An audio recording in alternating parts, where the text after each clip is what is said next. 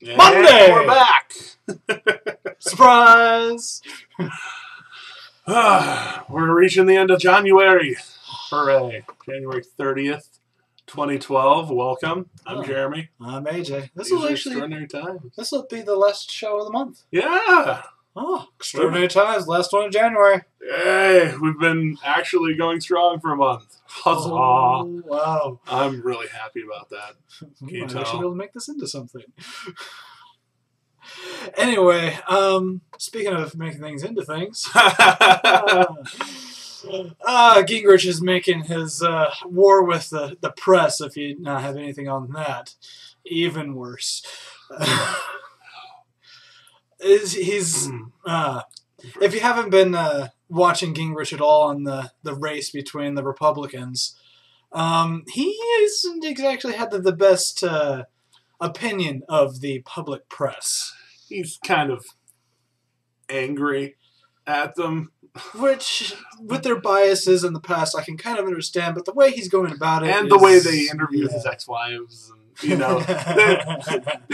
he doesn't really like them talking much. Either way, he's gone and done something that I think is just completely going to destroy him, simply because the press is still important, no matter how biased they are. That is, he's basically stolen money from them and then told them to get their own rights to his events. Sort of.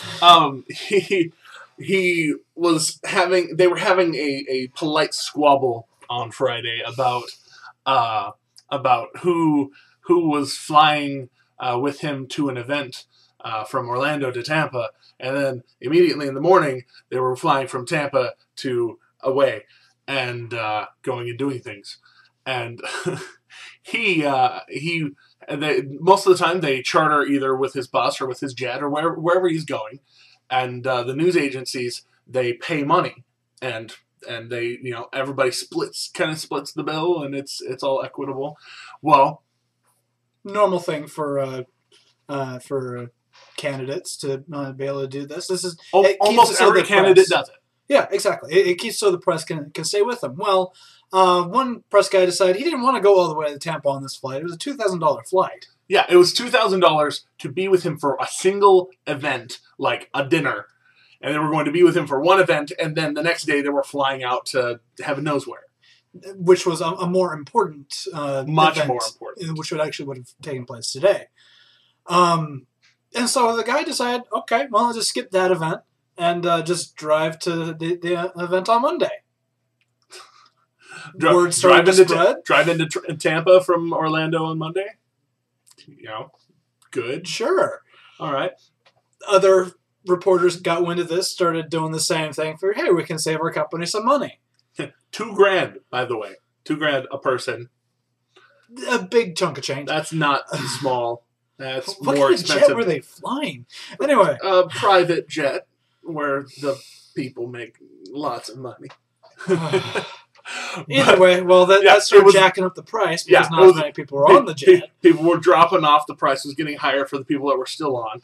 And the people that were still on were upset that their bill was going up. So to $3,000, and they were trying to leave.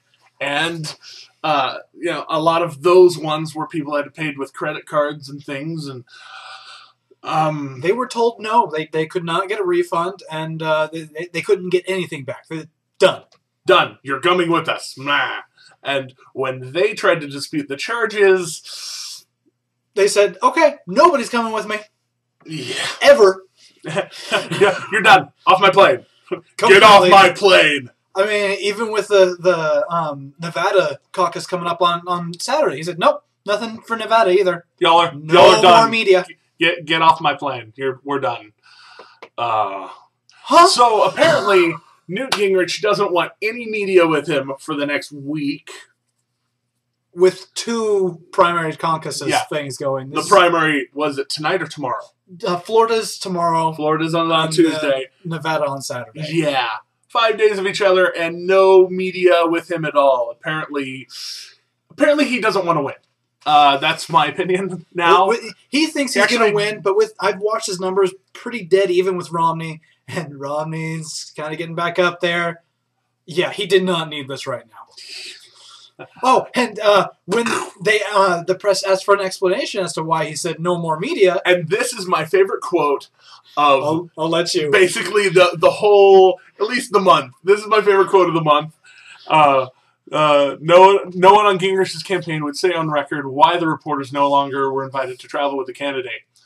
I don't have to give you a reason, said the spokesman for Gingrich's campaign.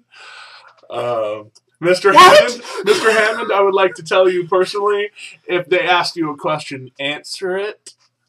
And if you don't give a reason, they can just basically sign you off. Your job will end early.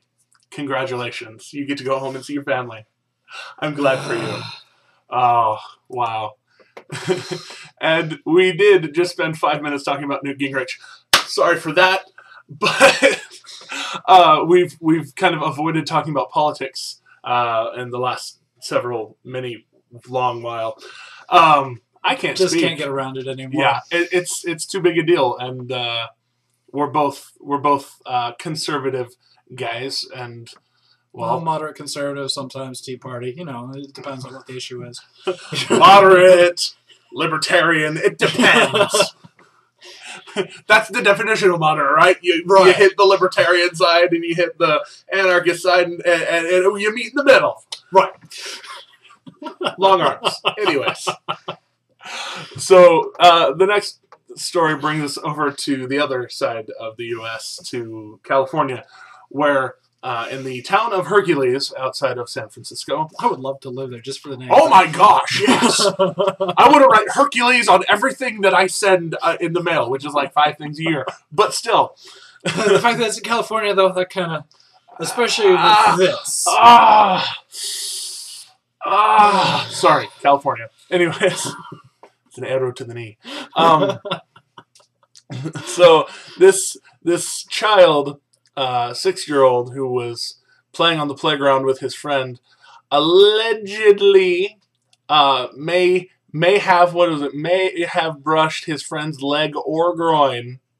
So we're not even sure if it's leg or groin. They're not sure, but may have brushed it while they were playing at recess 2 months ago. 2 months ago. They kept the boy in the principal's office for 2 hours until he confessed. Now, I would like to point out, if you take a child and you put them in a room where they are bored, they will tell you that they built the Eiffel Tower. This is getting to, the Spanish Inquisition style stuff. Pretty much. Like, little kid basically torturing him psychologically for 2 hours. And getting him to confess to a sexual battery charge, be suspended from school, and the charge goes on his permanent school record. I'm sorry, 6-year-olds cannot. They are not capable here of committing sexual assault. My kid, she's 3 years old. You may have met her last episode. Check up there. She kicks me in the nuts on a daily basis. You know what? It is, I'll admit, it's kind of funny. I laugh after I cry every time. But it's not sexual battery! It's not sexual battery! She kicks me in the nuts because that's where her feet land when I pick her up and she goes, Daddy! It just happens. His fault, you know? My fault. That's my proportions. But yeah, it's not... And the thing is that really gets me here, this is not the only type of the story that we've covered already. This is happening all over the place. Keep going back to our old stories. You'll find over and over and over, we're finding these people in public schools who take these little things. And yeah, I mean, little things become big things or whatever. No, kids cannot... They don't have the faculties to do that. The impulses are not there. They wouldn't even understand what it means. I mean, we have a restriction on... teaching kids about sexual things for a reason. They can't understand. And if they do understand that, for whatever reason they're starting to understand their bodies, it's not something that should be treated as an adult-style crime. They need to be instructed, not punished. Exactly. I mean, come on. A 6-year-old, if they're just starting to get that, you know what? Teach them. Yeah. This kid's now scarred for life, most likely, because of what they've been doing. And he's not going to trust school officials anymore. He's not going to trust, that's talking from personal experience of not trusting school officials for the reasons that I have. But it wasn't that. It was different. But yeah, you tend to really distrust your superiors when your superiors act like morons. And you can tell when you're 10. Speaking of which, got one other quick one for you. And another one that happens to be school officials being retarded. Aww. So, girl has asthma. Has an inhaler. First off, Monument, Colorado, outside of Denver. Thank you. I think. Has asthma, has an inhaler. Sees a friend during PE that looks like she's having an asthma attack. She's seen it before. She recognizes the symptoms. She has an asthma inhaler, which means she has asthma. She lends it to her friend to try and, possibly save her life. Well, it turns out it wasn't an asthma attack, so the girl had to go to the nurse's office, where it then led to the principal's office and to them being suspended for 10 days. And the principal has since... Both these girls, by the way, not just the one both of the girls suspended. And the principal sending a letter to the parents stating that he had recommended that they both be expelled from the school district. What you need to get out of this is first the principal's reasoning. The principal decided he was that these girls were sharing prescription drugs, which is against school policy. Okay. That is protocol. Okay. If they were sharing an Oxycontin or Darvocet or sure, Vicodin. See, that's weird. If it was something bad, okay, sure, but I'm not sure how much anybody watching knows about inhaler drugs, at least asthma inhaler drugs. Most of them aren't really, they don't affect your psyche, they don't affect your mood, they affect your lungs. They're not something you're going to go get addicted to. Yeah. And she was just trying to save her friend's life. And she thought her friend was having a problem. And what would have happened? She acted to help. And basically, no good deed goes unpunished. And what would have happened if she had, if her friend was having an asthma attack and she had saved her life?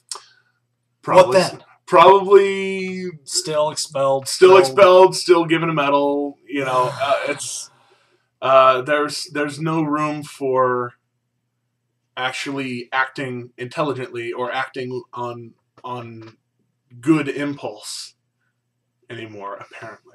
Sadly, not what we're teaching our kids anyway. Yeah, be aware. This is what our kids are learning in schools. Don't act. Don't step up. Follow. Do what you're told. Yeah, because that always leads to something awesome. Yeah, be good drones. Yeah. Either way, come on, friends. Yeah, we're just this is a very sensitive subject. Yeah, schools and things. We cover them a lot actually, and there's a reason. We both think education system is in the crapper. It's very liberally leaned, which is part of the reason we do the show. Yeah. We do this so that you can be aware we want you to know what's going on. We say what we do. Speaking of keeping aware, please read the news other than just what we give you. And if you think it's really cool or really tragic or just it hits you, send to us. Let it hit us. We'll see what we can do. AllThingsExtraordinary@gmail.com. And he's AJ. He's Jeremy. And these are extraordinary times. Beware.